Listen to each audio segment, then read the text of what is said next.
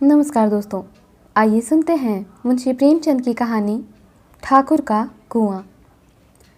दोस्तों, कहानी अच्छी लगे तो वीडियो को लाइक और शेयर ज़रूर करें और चैनल को सब्सक्राइब करना बिल्कुल ना भूलें। तो आइए शुरू करते हैं आज की कहानी ठाकुर का कुआं। जोखू ने लोटा मुंह से लगाया तो पानी में सख्त बदबू आई। गंगी से बोला, यह कैसा पानी है, मारे बास के पिया नहीं जाता। गला सूख रहा है और तू सड़ा पानी पिलाए देती है। गंगे प्रतिदिन शाम पानी भर लिया करती थी। कुआं दूर था, बार बार जाना मुश्किल था। कल वह पानी लाई तो उसमें बू बिल्कुल ना थी।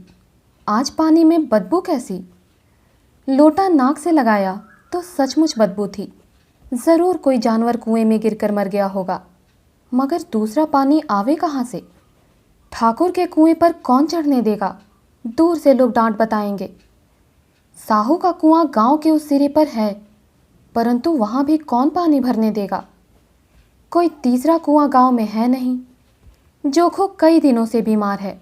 कुछ देर तक तो प्यास रोके चुप पड़ा रहा, फिर बोला, अब तो मारे प्यास के रहा नहीं जाता।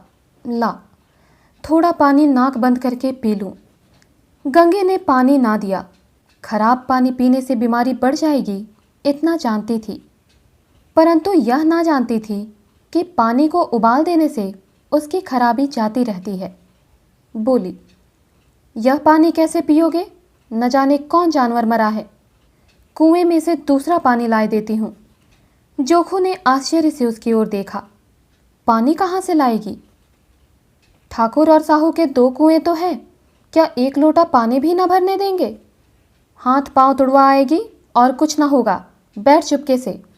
ब्राह्मण देवता आशीर्वाद देंगे, ठाकुर लाठी मारेंगे, साहू जी 1 के 5 लेंगे। गरीबों का दर्द कौन समझता है? हम तो मर भी जाते हैं तो कोई द्वार पर झांकने नहीं आता। कंधा देना तो बड़ी बात है, ऐसे लोग कुएं पर पानी भरने देंगे? इन शब्दों में कड़वा सत्य था। गंगी क्या जवाब देती, किंतु उसने वह बदबूदार पानी पीने ना दिया। रात के 9 बजे थे। थके मांदे मजदूर सो चुके थे। ठाकुर के दरवाजे पर 10-5 बेफिक्रे जमा थे। मैदानी बहादुरी का तो अब न जमाना रहा न मौका। कानूनी बहादुरी की बातें हो रही थीं। कितनी होशियारी से ठाकुर ने थानेदार को एक खास मुकदमे में रिश्वत दी और साफ निकल गए। कितनी अक्लमंदी से एक मार्के के मुकदमे की नकल ले आए।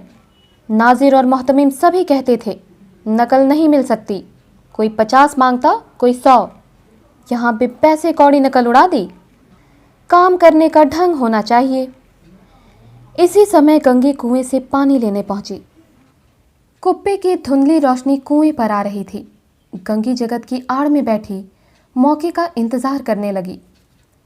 इसी कुएं का पानी सारा गांव पीता है, किसी के लिए रोका नहीं।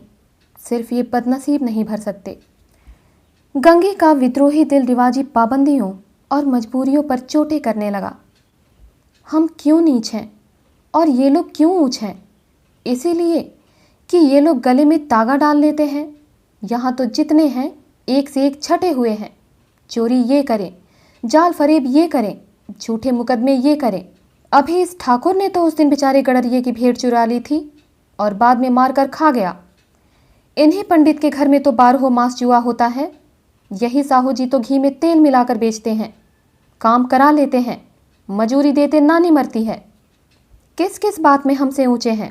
हम गली गली चिल्लाते नहीं हैं कि हम ऊंचे हैं, हम ऊंचे हैं।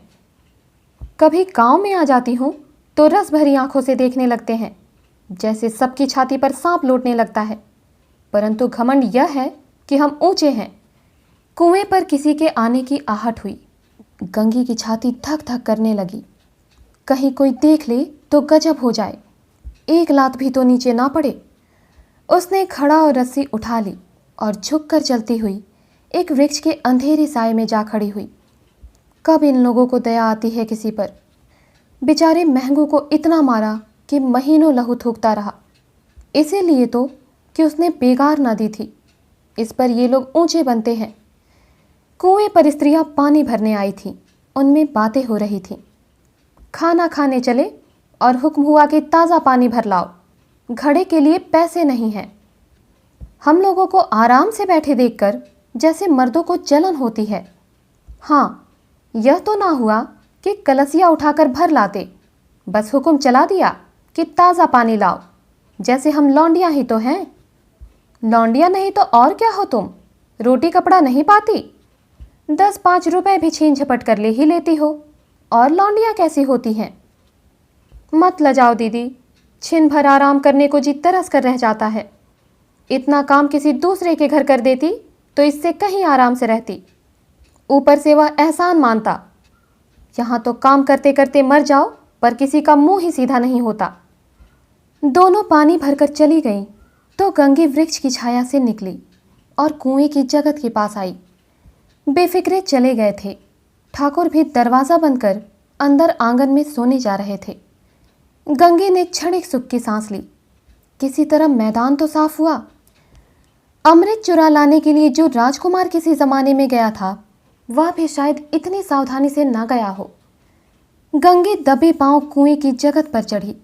विजय का ऐसा अनुभव उसे पहले कभी ना हुआ था।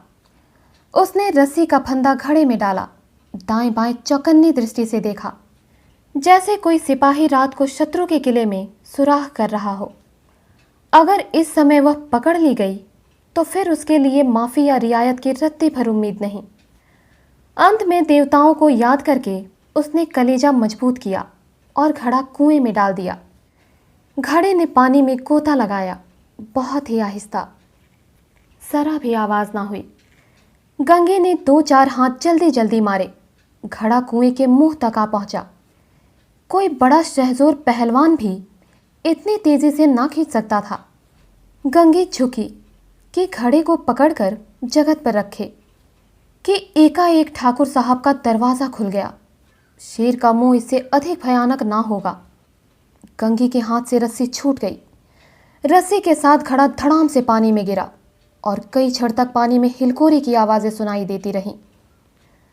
ठाकुर कौन है पुकारते हुए कुएं की तरफ आ रहे थे और गंगी जगत से कूदकर भागी जा रही थी।